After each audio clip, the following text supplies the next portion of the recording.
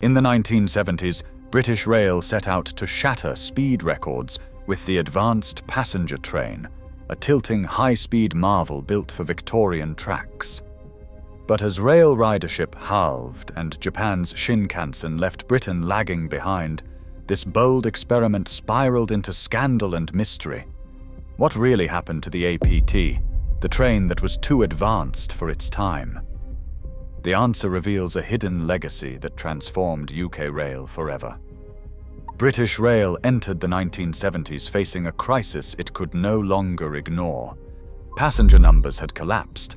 By 1970, only half as many people rode the rails as before the Second World War. Across the country, new motorways and rising car ownership pulled millions away from trains.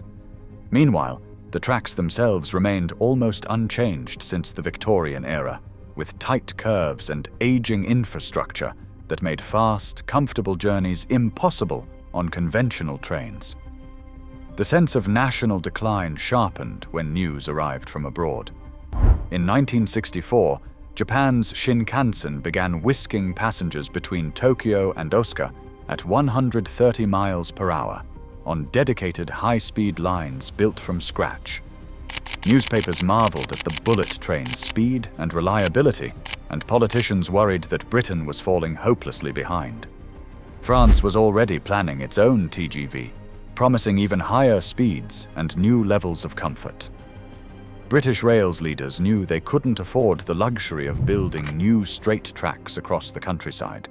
If the railway was to survive, it would need a radical solution, something that could deliver high-speed travel on the twisting routes it already owned. The stage was set for an experiment that would push the limits of engineering and national ambition alike. In 1969, British Rail's research division in Derby received the official go-ahead for an experiment unlike anything seen before on Britain's tracks. The challenge was clear: how to deliver high-speed travel on the country's twisting Victorian-era railways without laying a mile of new straight track. At the heart of this new project stood Alan Wickens, a young, sharp-minded engineer with a reputation for bold ideas and restless energy. Wickens gathered a small, interdisciplinary team: mechanical engineers, electronics specialists, and apprentices, who worked from a cluster of offices and workshops at Derby. Early meetings buzzed with optimism. The team believed they could leapfrog the world's railway giants by developing a train that would lean into curves, much like a motorcyclist on a winding road. This active tilting principle, still only a concept in engineering notebooks, promised to counteract the sideways forces that made fast cornering so uncomfortable for passengers. Initial funding arrived with a sense of urgency and hope. Wickens and his colleagues set out to design a system of hydraulic rams and sensors that could tip entire carriages by several degrees, letting trains take bends at much higher speeds without unsettling those on board. The project's ambition was clear: not just to match the Shinkansen or the soon-to-arrive TGV, but to create something uniquely suited to Britain's ancient railways. For the Derby team, the APT wasn't just another research program. It was a chance to prove that British engineering could still set the pace for the world. Work began on the APT-E, E for experimental, in the early 1970s, and nothing about it was conventional. Instead of heavy steel, the team chose lightweight aluminum for the body shells, drawing on aircraft technology to keep weight down and speed up.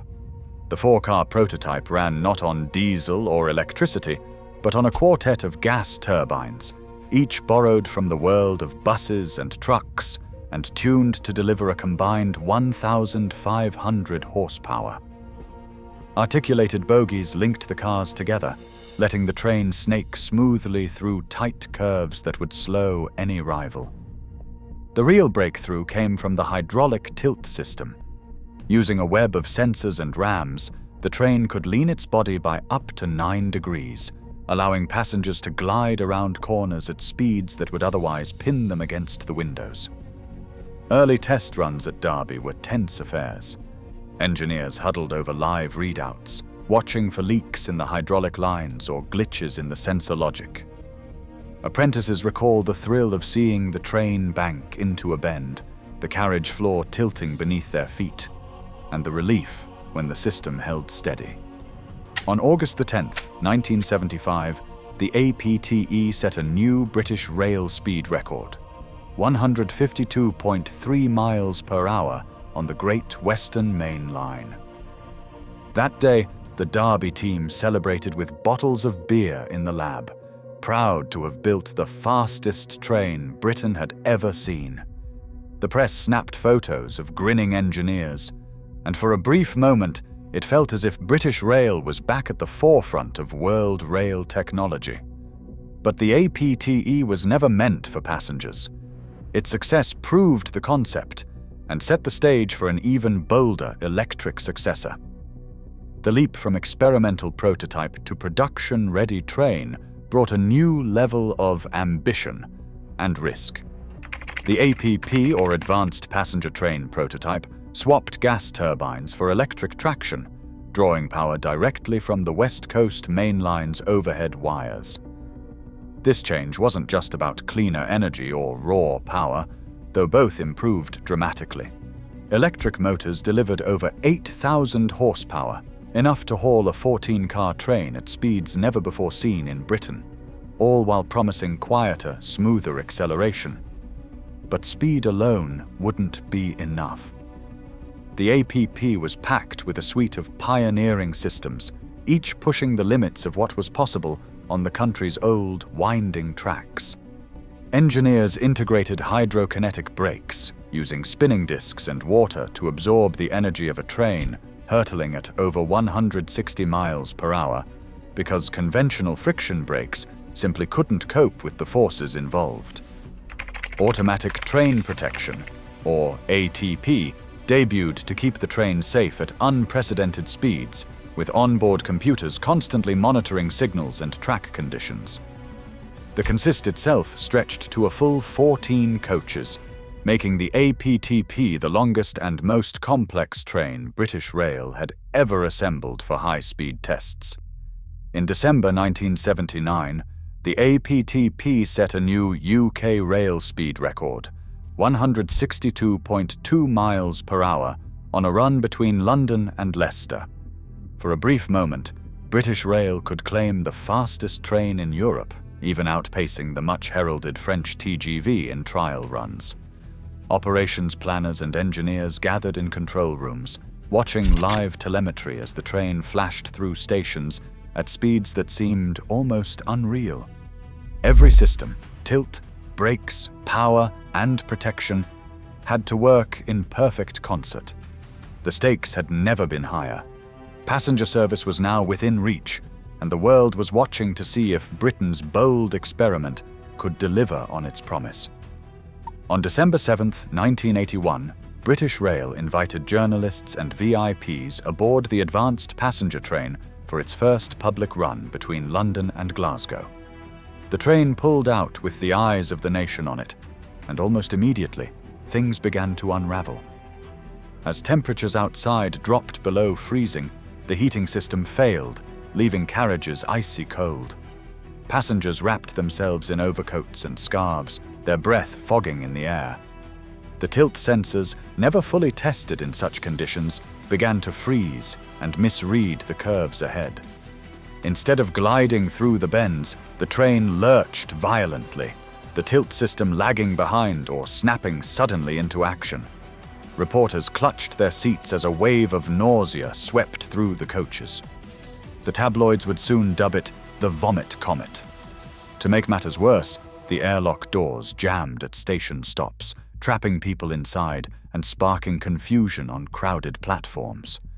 Crew members scrambled to reset systems and reassure guests, but the problems kept piling up. By journey's end, headlines screamed of a £1 billion disaster, and the APT's promise had turned into a public relations nightmare. Parliamentary critics demanded answers, and funding for the project came under immediate threat.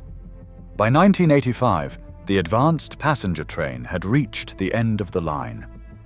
British Rail, under mounting political and financial pressure, withdrew funding and quietly cancelled the program. Most of the prototype trains were dismantled or consigned to storage. The workshops at Derby fell silent, and the original team scattered. Yet the story didn't end there. The patents for the APT's tilt technology were licensed abroad, with Italian engineers at Fiat adapting the system for their own high-speed trains. Several former APT engineers found new homes on international projects or returned 2 decades later to help launch Britain's next tilt train. In 2002, the Class 390 Pendolino entered service on the West Coast Main Line, carrying passengers at high speed through the same curves the APT once conquered. Its tilt system, refined and reliable, owed everything to the lessons and the hard-won expertise of the Derby pioneers. The APT's quiet legacy had come full circle, not with headlines, but with the steady hum of a train leaning smoothly into the future. By 1970, British rail passenger numbers had fallen by half since the war, prompting the launch of the advanced passenger train in 1969. The APT set records: 152 miles per hour in 1975 and 162 in 1979, and introduced active tilting, hydrokinetic brakes, and automatic protection systems, all documented in British Rail's internal reports.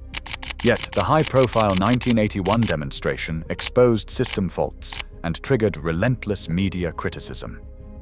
The program was cancelled in 1985 after £50 million in investment, almost £300 million today. Many technical reports remain archived or partially redacted, and full details of some engineering failures have yet to be released.